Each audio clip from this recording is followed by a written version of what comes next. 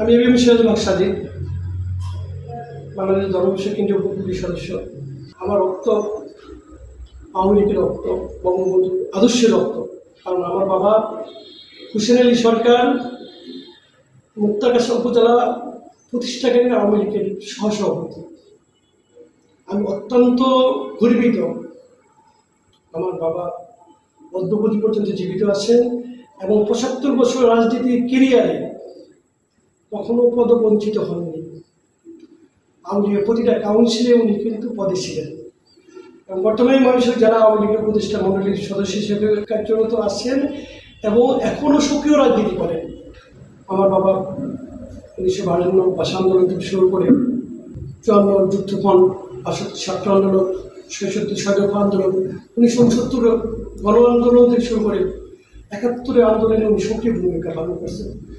আমরা জানি ৭ই মার্চ বঙ্গবন্ধু যখন ভাষণ দিয়েছিলেন, প্রত্যেক ঘরে ঘরে আওয়ামী লীগের নেতৃত্বে দুর্গ গড়ে তোলা এবং সেদিনের বক্তব্যে আমার বাবাও সেই ৭ই মার্চে রেস্টুরেন্ট ময়দানে ছিলেন।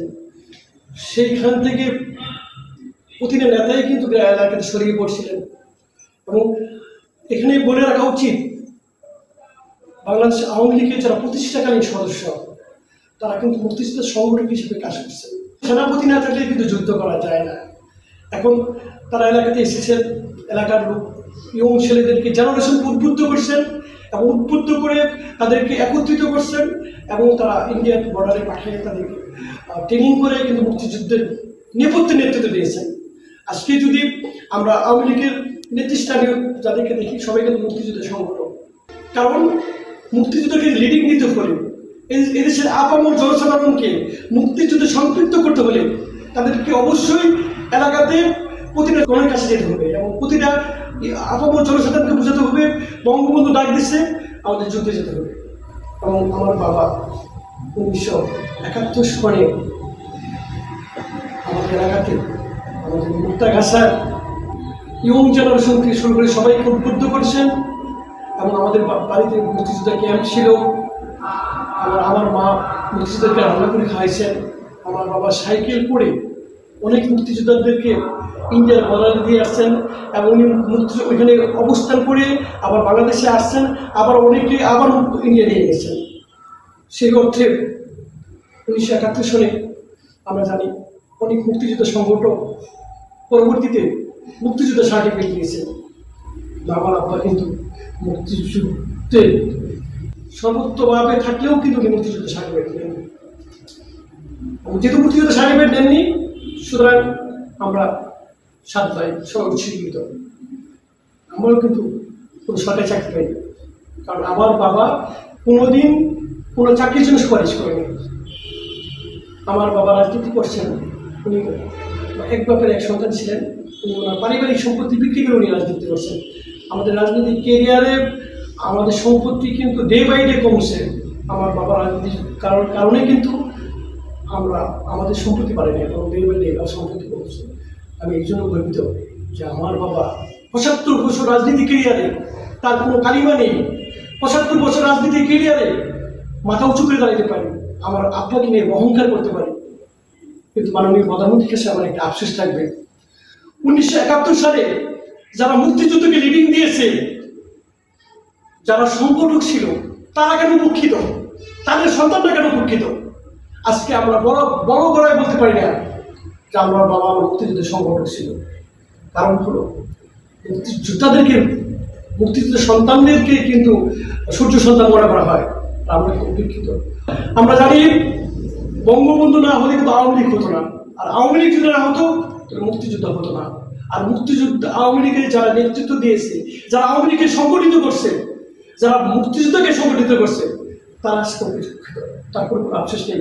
আমি আমার বাবাকে জিজ্ঞেস করলাম এবং ৭৫ বছর রাজনীতি কেরিয়ারে আমি আমার বাবাকে জিজ্ঞেস করছিলাম, বাবা আপনার শেষ স্বপ্ন কি?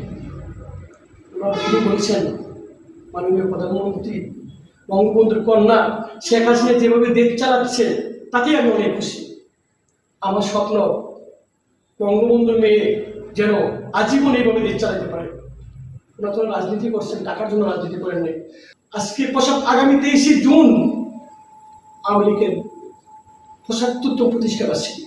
মাননীয় প্রধানমন্ত্রী, যারা 1949 সালে আওয়ামী লীগ প্রতিষ্ঠা করছিল, আপনি একটু খুঁজেন, বাংলাদেশে তো অনেক এরকম জীবিত সংগঠন থাকতে পারে যারা প্রতিষ্ঠাকালীন, তারা তো উপেক্ষিত। হয়তো কেউ বিছনায় পড়ে আছে, হয়তো বা কেউ এরকম আমার মতো সংগঠক হিসাবে, বাবা সংগঠক হিসেবে আমরা কোনো সুবিধা পাই নাই। হয়তো বা অনেকে আবার মুক্তিযুদ্ধ সংগঠক হয়েছে, মুক্তিযোদ্ধার নাম লিখছে, কিন্তু আমার বাবা সক্রিয় রাজনীতির সাথে সম্পৃক্ত থাকার পরে, মুক্তিযুদ্ধে সক্রিয়ভাবে থাকার পরেও আমার আম্মা রান্না করছে, আমার বড় ভাই মুক্তিযোদ্ধাকে রান্নার খাবার নিয়ে হেল্প করছে। তারপরেও কিন্তু আমরা গর্বিত এই কারণে আমার বাবা সরকারি কোনো সুবিধা নেননি। আমার বাবা আমাদের জন্য কোনো সরকারি সুপারিশ করেনি।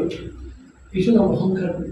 মাননীয় প্রধানমন্ত্রী, আপনার কাছে আমার আবেদন থাকবে, আগামী 23শে জুন 75তম প্রতিষ্ঠাবার্ষিকী অনেক আনুষ্ঠানিকভাবে পালন করবেন, কিন্তু আপনার কাছে বিশেষ আবেদন, 1949 সনে যারা বঙ্গবন্ধুর নেতৃত্বে দলকে সংগঠিত করছে তাদের খুশি নেন মাননীয় প্রধানমন্ত্রী। তারা যদি বেঁচে থাকে তাদেরকে সম্মানিত করেন, কারণ ওনারা সম্মানিত হলে বঙ্গবন্ধু সম্মানিত হবেন। আর আমি রাজনীতি করছি বঙ্গবন্ধু আদর্শকে নিয়ে। তারা এখনো মনে মানে আপনার জন্য দোয়া করে, বঙ্গবন্ধু কন্যার জন্য দোয়া করে। মাননীয় প্রধানমন্ত্রী, মুক্তিযোদ্ধাদের পাশাপাশি আপনি মুক্তিযুদ্ধের সংগঠকদেরকে মূল্যায়ন করবেন, এই আশা ব্যক্ত করি। ধন্যবাদ সবাইকে। জয় বাংলা, জয় বঙ্গবন্ধু, জয় হোক মাননীয় প্রধানমন্ত্রী।